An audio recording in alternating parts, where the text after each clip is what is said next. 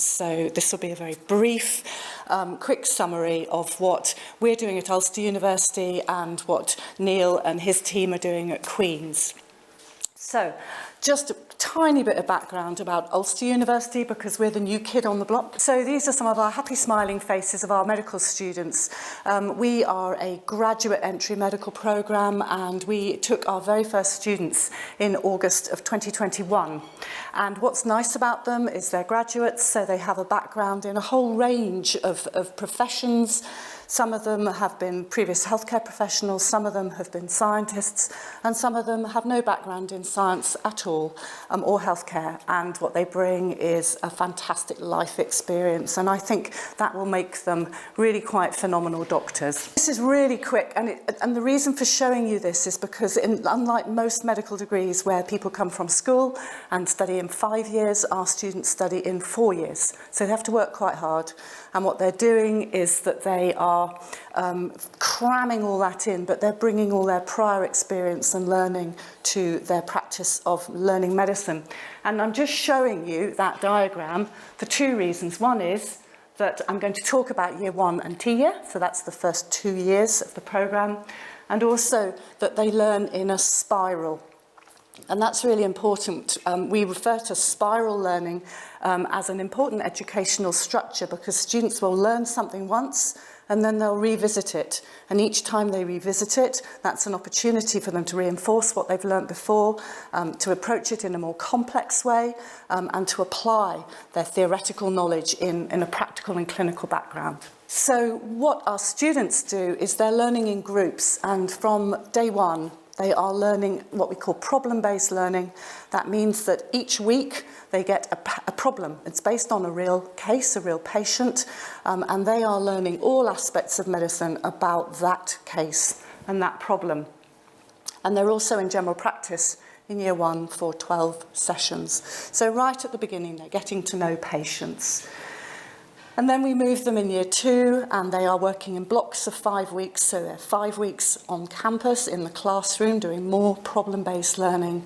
And then they're out in hospitals learning medicine and surgery, and they're also in general practice. And just that spiral is that in year 2, there's more complexity of the cases.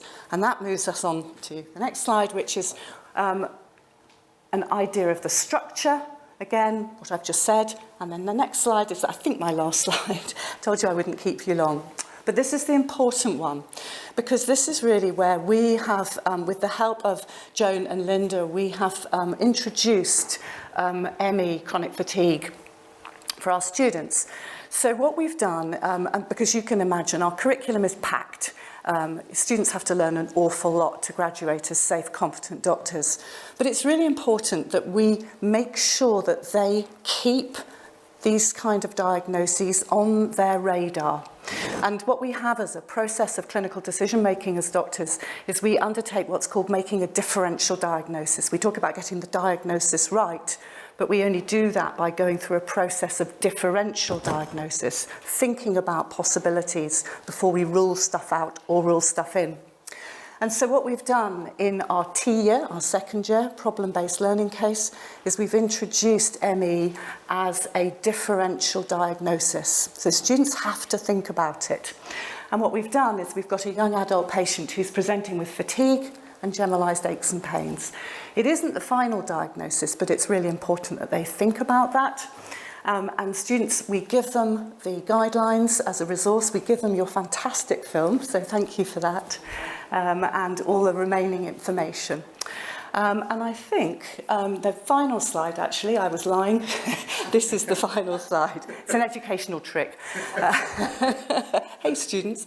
But really just to say that what we then do is we expect that students will revisit as they go on through their penultimate year and their final year, and will continue to keep this in mind as a differential diagnosis when they're seeing patients in general practice and in hospitals.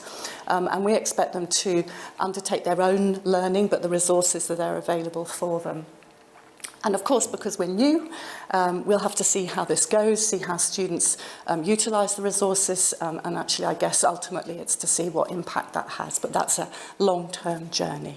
So that's us in Ulster, and over to Neil at Queen's. Brian, you picked up the point earlier on about how it's hard to change things. A supertanker when you do things all at the same time, and we've always done it that way. Well, thankfully, these resources have come quite at a good time for us because we are in a time of change, and we've been implementing a new curriculum at Queen's called C25, and the next slide there just picks up maybe some of the themes in that. We use case-based learning, we use strong curricular themes based on population and public health as well, and again we've got more time in general practice than we've had before, because these are the important elements of care delivery moving forward if we ever get round to transforming our healthcare service and doing what Bengoa has told us all along we all agree need to do, but I'm not a politician. So keep moving. So what do we do already? We don't address ME specifically in a case-based learning approach, but we do talk about chronic, unexplained and stigmatised illness, and we mention that a lot in types in the cases that we talk to try and talk about some of those attitudinal issues at the early doors in our course. We show the unrest film that was mentioned, and we're still trying to show that where we can. And we have a lecture as well in third year. But we're using the opportunity now, next slide please, to think about what we're going to do new. And we are embarking in year 2024-25 with our new 5th year for C25. So Linda's intervention was very timely, and we were able to use the film. And what we're planning to do in their final year rotation is to use the students' experience of meeting real patients that they will have seen over their time in medicine, because this is a common illness. They are bound to have seen it over their time in their primary care in 3rd year and 4th year and in 5th year. Show the film as well, and focus on 2 things. The knowledge piece, yes, the management stuff, what's in the NICE guidance, but focus on attitudes as well, and on the hidden curriculum, on the things we don't want them to learn, on the emotional and perhaps ethical drift that sometimes occurs in professional courses, and we both recognise that as a real issue for people entering medicine. So these are the sorts of things that we're wishing to try and tackle in that. Final slide is thank you very much. Just on behalf of both of us, we both wanted to just say thank you to you for the opportunity. Thank you for reaching out to us, because we do, as both institutions, stand very firmly that we have to engage with our client base, the people who we want to serve. We're here not just as universities to earn money, we're here to try and help the population here. And we think that by engaging with the public and the community groups such as yourself, that's the best that we can do that. So thank you very much indeed for your time. Thank you.